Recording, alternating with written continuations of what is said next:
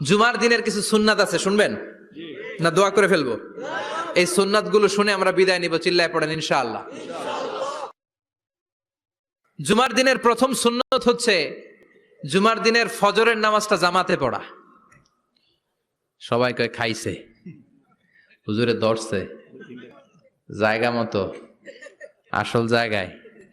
জুমার নামাজের প্রথম সুন্নত হচ্ছে ফজরের নামাজটা কি পড়া? জামাতে। আফদালুস সালাওয়াত ইনদাল্লাহি সালাতুল ফাজরি ফি ইয়াউমিল জুমআতি ফি জামাআ। বিশ্বনবী বললেন জুমার নামাজের 15টা সুন্নত মুখস্থ রাখতে হবে। 1 নাম্বার সুন্নত ফজরের সালাত জামাতে পড়তে হবে। 2 নামাজ মুনাফিকদের কাছে সবচেয়ে কঠিন, একটা হচ্ছে ফজরের নামাজ আর একটা এশার নামাজ। এক আলেমকে জিজ্ঞেস করা হলো ফজরের বাতাসটা এত ঠান্ডা আর স্নিগ্ধ কেন? আলেম উত্তর দিয়েছিল, কারণ ফজরের বাতাসে মুনাফিকদের নাকের দুর্গন্ধ মিশে না। ফজরের বাতাসটা স্নিগ্ধ, ফজরের সময় আল্লাহওয়ালাদের আনাগোনা, মুসল্লিদের আনাগোনা, ইসলামের পক্ষের শক্তির আনাগোনা। চিল্লায় বলেন ঠিক কিনা?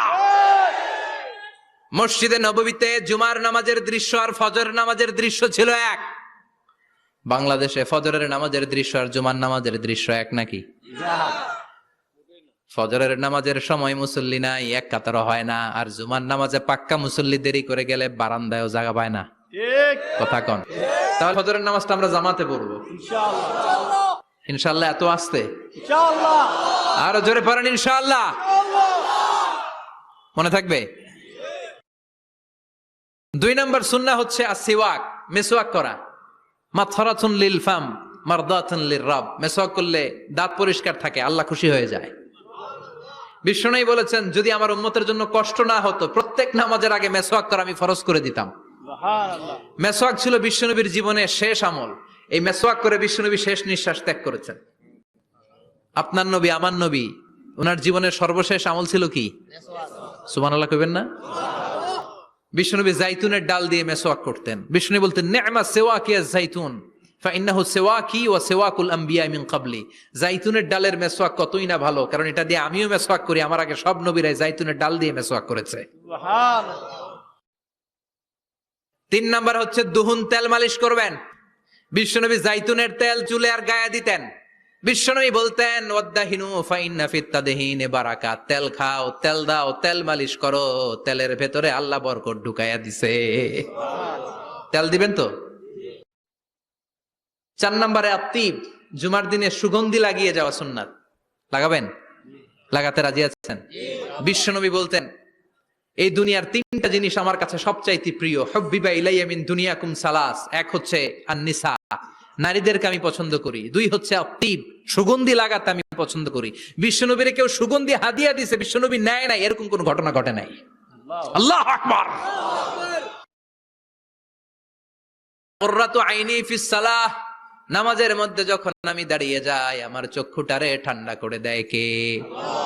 আবার বিশ্বনবী বলতেন, আরবাউন মিন সুনানিল মুরসালিন। 4টা সুন্নাত সব নবীদের সুন্নাত। 1 নম্বরে আল হায়া, মানে লজ্জা।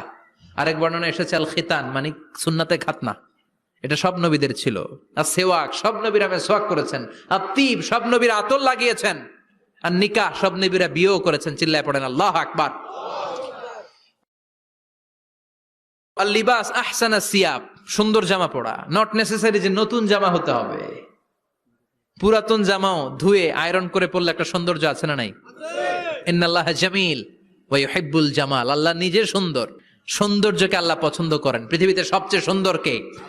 পৃথিবী সুন্দর, মানুষ সুন্দর, আসমান সুন্দর, জমিন সুন্দর, সুন্দরে সুন্দরে পাল্লা। জানি না কত সুন্দর তুমি আল্লাহ, জানি না কত সুন্দর তুমি আল্লাহ। সুবহানাল্লাহ পড়েন। ইন্নাল্লাহা ইউহিব্বু আইয়ারা আসারা নি'মাতিহি আলা আবদি। আল্লাহ তার বান্দার উপর তার নেয়ামতের ছিটে ফোঁটা দেখতে চান। আপনি যদি ধনী হন, দামি জামা পরবেন, সুন্দর জামা পরবেন। অনেকে আছে অনেক ধনী, কিপটুসের মতো সিরা জামা পরে, আছে না নাই? আপনি ধনী মানুষ, আপনি সিরা জামা পরছেন কেন? আপনার যে সম্পদ আছে এটার বহিঃপ্রকাশ আল্লাহ দেখতে পছন্দ করে। আপনাকে যে আল্লাহ কি নাজ নেয়ামত দিয়েছে, অহংকার ছাড়া স্বাভাবিক বহিঃপ্রকাশটা আল্লাহ দেখতে পছন্দ করে। কোন সুবহানাল্লাহ। এরপরে ইকসারুস সালাহ আলান নবী, বিশ্বনবীর উপর বেশি বেশি দুরূদ পড়া।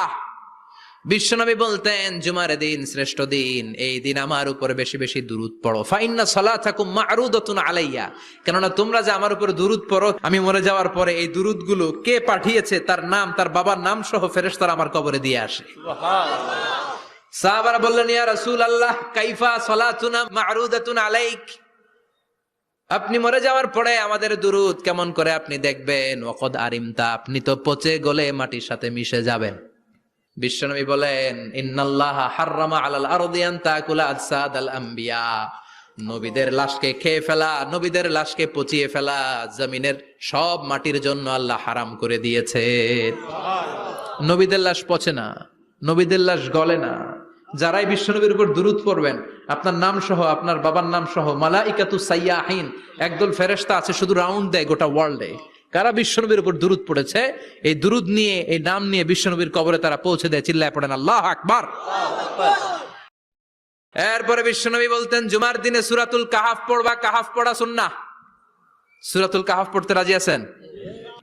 রাজি আছেন তো?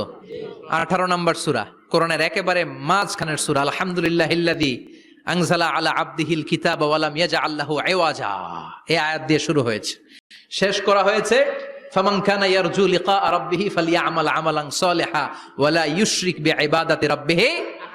আর মাঝখানে আছে ওয়ালিয়াতালাত্তাফ। হাফেজ সাহেবরা উত্তর দাও, মাঝখানে আছে কি? কথা কন। ওয়ালিয়াতালাত্তাফ একটা শব্দ আছে সূরা কাহাফের মাঝখানে। কোরআনের সব জায়গায় এক ফন্টে আয়াতগুলো লেখা, কিন্তু ওয়ালিয়াতালাত্তাফ মোটা করে লেখা আছে না? ডবল ফন্টে লেখা, মোটা, কারণ এটা কোরআনের একেবারে মাঝখানে অবস্থিত এই শব্দটা ওয়ালিয়াতালাত্তাফ। এর আগে যত শব্দ এর পরে তত শব্দ, এর আগে যত কোরআনের অক্ষর এর পরে তত অক্ষর। সুবহানাল্লাহ বাড়িতে গিয়া সুবহানাল্লাহ। বিশ্বনবী বললেন সূরাতুল কাহাফ যে তেলাওয়াত করবে ইয়াকুনু লাহু নূর, এই সূরাতুল কাহাফ কিয়ামতের দিন তার সামনে বিশাল একটা আলো হয়ে আসবে। এই আলো দিয়ে পুলসিরাত পার হয়ে ওই বান্দা জান্নাতের ভেতরে ঢুকে যাবে। আবার বিশ্বনবী বলেন যারা সূরাতুল কাহাফের প্রথম 10 আয়াত তেলাওয়াত করবে জুমার দিন, শেষের 10 আয়াত যারা জুমার দিন তেলাওয়াত করবে, দাজ্জালের ফিতনা থেকে তাদেরকে মুক্ত রাখবে কে? আল্লাহ। সুবহানাল্লাহ পড়বেন না? সূরাতুল কাহাফ দিয়ে সকাল শুরু করতে রাজি আছেন? সবাই রাজি? এরপর আত-তাবকির ইলাল মসজিদ, মসজিদে আগে আগে যাওয়া সুন্নাত। আগে যিনি যাবে উনি কি পাবে? তারপরে গরু, তারপরে বকরি, তারপরে মুরগি, মুরগির পরে ডিম না আন্ডা? আন্ডা। আল মাশিউ আলাল ইকদাম, বিশ্বনবী বললেন হেঁটে হেঁটে জুমার নামাজে যাওয়া সুন্নাহ। রিকশা, হুন্ডা, সাইকেল, সিএনজি দিয়ে গেলেও হবে, কিন্তু হেঁটে হেঁটে গেলে সওয়াব বেশি না কম? প্রতি কদমে কদমে আমলনামায় সওয়াব দিয়ে দিবে কে? এরপরে বিশ্বনবী বললেন আদামু তাখাত্তি রিকাবান নাস, মানুষের ঘাড় ডিঙ্গিয়ে সামনে না যাওয়া সুন্নাহ। অনেকে জুমার দিন আসছে, সবার শেষে বসতে চায় সামনে, এরকম ডাকাইতে আছে না নাই? বিশ্বনবী জুমার খুতবা দিচ্ছেন, হঠাৎ এক সাহাবী সব সাহাবীর ঘাড় ডিঙ্গিয়ে ডিঙ্গিয়ে সামনে আসতেছে বুলেটের মতো। বিশ্বনবী বললেন থামো, এজেলেস বসো মিয়া, ফাকাদ আযাইতা ওয়া আনাইতা, আসছো দেরি করে আবার মুসল্লিদেরকে কষ্ট দিচ্ছ। যেখানে জায়গা পাবেন ওইখানে বসবেন, মানুষের ঘাড় ডিঙ্গিয়ে সামনের কাতারে যাওয়া এটা ঠিক না। এজন্য জুমার দিন আগে আগে আসার চেষ্টা করবেন। রাজি আছেন তো?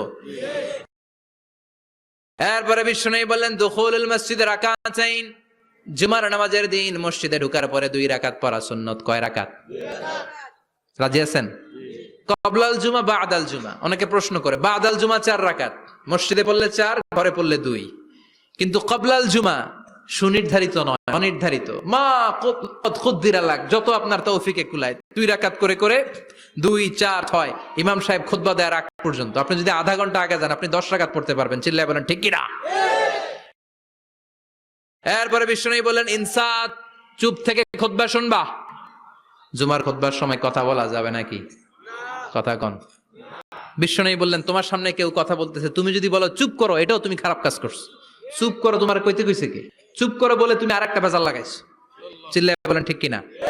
তাহলে জুমার নামাজে কথা বলা যাবে না, কেউ কথা বললে চুপ করো এই কথাটাও বলতে বিশ্বনবী নিষেধ করেছেন। চিল্লায় বলেন ঠিক কিনা? এরপরে মজার একটা কথা বিশ্বনবী বলেছেন, জুমার নামাজ পড়তে যেয়ে যদি কারো ঘুম আসে জায়গা চেঞ্জ করে বসো। জুমার নামাজ পড়তে যায় ঘুমান না, এরকম কে কে আছেন আল্লাহর ওলি? হাত তোলেন, হাত তুলতে পারবেন? আমিও তুলতে পারবো না, আমি কত ঘুমাইছি। জুমার খুতবা শুনতে গেলে ঘুমাস, কারণ রহমত নাজিল করে কে? পুরো মসজিদের ডানে বায়ে রহমতে ঠাসা, খালি ঘুম আর ঘুম। আছে না নাই? ঘুম আসলে কি করবেন? উঠে যাবেন, উঠে জায়গা চেঞ্জ করবেন, পানির ঝাপটা দিবেন, ঘুম দূর করে দিবে কে? এরপরে বিশ্বনবী বললেন, জুমার দিন দোয়া করলে কবুল হয়। এমন একটা সময় আছে জুমার দিনে, ওই সময়ে যদি বান্দা আল্লাহর কাছে কিছু চায়, সেটা না দিয়ে খালি হাতে আল্লাহ বান্দারে ফিরায় দেয় না। সেটা কখন? অনেক ইখতিলাফ আছে, বেশিরভাগ মুহাদ্দিসিন বলেছেন জুমার দিন আসরের নামাজের পর থেকে মাগরিবের আগ পর্যন্ত, বিশেষ করে মাগরিবের আগের আধা ঘন্টা, এই সময় আল্লাহর কাছে বান্দা যদি কিছু চায়, এই দোয়া আল্লাহ ফিরিয়ে দেয় না। এই 15টা সুন্নাত আমল করা যাবে তো? সবাই রাজি? জুমার খুতবা মনোযোগ দিয়ে শুনবো তো? আগে আগে আসবো তো? দোকানপাট বন্ধ করে জুমার নামাজের ভাবমূর্তি রক্ষা করবো তো? খতিব সাহেব যারা আছেন, জুমার আলোচনাটাকে আরো কনস্ট্রাকটিভ ওয়েতে নেন। সব বন্ধ হবে, জুমা বন্ধ হবে। তাফসির মাহফিলে 144 ধারা আছে না নাই?